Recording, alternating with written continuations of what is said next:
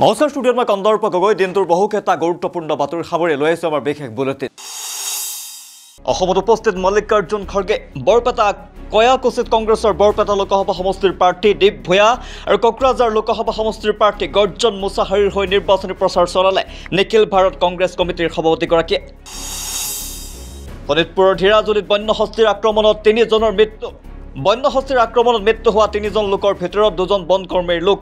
এই ঘটনাৰ পিছতে আতংকিত হৈ পৰিছে অঞ্চলবাসী।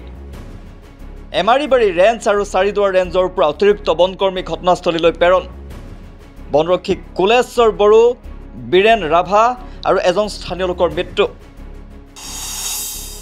বিধায়ক তেৰছ গোৱালা অসুস্থ। চেন্নাইৰ এপ'লো হস্পিটেলত ভৰ্তি কৰোৱা হৈছে দুলীয়াজানৰ বিধায়কগৰাকীক। জটিল ৰোগত আক্ৰান্ত তেৰছ গোৱালা। প্ৰথম পৰ্যায়ৰ লোকসভা নিৰ্বাচনৰ মাজতে স্বাস্থ্যৰ অৱনতি ঘটিছিল বিধায়কগৰাকীৰ। তাৰ পিছতে স্বাস্থ্যৰ অৱনতি ঘটাত 24 এপ্ৰিলত চেন্নাইৰ এপ'লো হস্পিটেলত ভৰ্তি কৰোৱা হয়। মহানগৰীৰ এটা নিচামুক্তি কেন্দ্ৰৰ বিৰুদ্ধে যৌন নিৰ্যাতনৰ অভিযোগ। এগৰাকী কিশোৰীৰ এজাহাৰৰ ভিত্তিত দিছপুৰ আৰক্ষীয়ে পিছ ৱেলনেছ চেণ্টাৰৰ এজন কৰ্মচাৰীক গ্ৰেপ্তাৰ কৰিছে। অভিযুক্ত লোকজনৰ নাম ভাৰ্গৱ গিৰি। দীৰ্ঘদিনৰ পৰা কেন্দ্ৰটোত কিশোৰী যুৱতীক যৌন নিৰ্যাতন কৰাৰ অভিযোগ। তদন্তৰ পিছত দিছপুৰ আৰক্ষীয়ে কেন্দ্ৰটোত ওলমালে তলা। দুৰ্ঘটনাত পতিত পশ্চিমবংগৰ মুখ্যমন্ত্ৰী মমতা বেনাৰ্জী। নিৰ্বাচনী সভাত অংশগ্ৰহণ কৰিবলৈ যাওঁতে পুনৰ আহত হয় মুখ্যমন্ত্ৰীগৰাকী। হেলিকপ্টাৰৰ ভিতৰত ভাৰসাম্য হেৰুৱাই পৰে মুখ্যমন্ত্ৰীগৰাকী। ঘটনাত সামান্য আঘাতপ্ৰাপ্ত হয় মুখ্যমন্ত্ৰীগৰাকী। দুৰ্গাপুৰৰ গান্ধী মূৰস্থিত DMC ময়দানৰ হেলিপেডত এই ঘটনা সংঘটিত হয়। নিৰ্বাচনৰ মাজতে পশ্চিমবংগত অঘটন। ভোটগ্ৰহণ চলি থকাৰ মাজতে পূব মেদিনীপুৰ জিলাত এগৰাকী যুৱকৰ মৃতদেহ উদ্ধাৰ। লোকজনৰ নাম দীনবন্ধু মিদ্দাৰ বুলি জানিব পৰা গৈছে।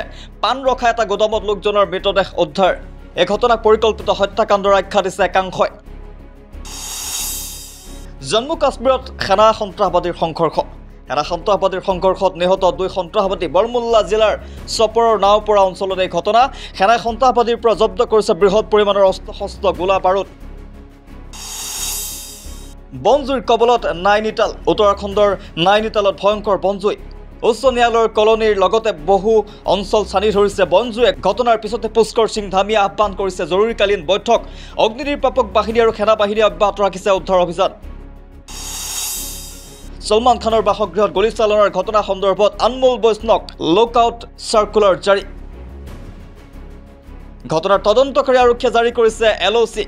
এগৰাকী আৰক্ষী বিষয়াই জানিবলৈ দিছে এই কথা। বৰ্তমান গুজৰাটৰ কাৰাগাৰত বন্দী হৈ আছে লৰেন্স বস্নৈ।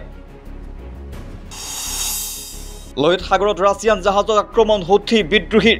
ৰাছিয়াৰ প্ৰিমক্সৰ পৰা ভাৰতৰ ভাদিনাৰলৈ আহি আছিল জাহাজখন। এণ্ড্ৰমেডা ষ্টাৰ নামৰ জাহাজখনত য়েমেনৰ হুথি বিদ্ৰোহীৰ আক্ৰমণ।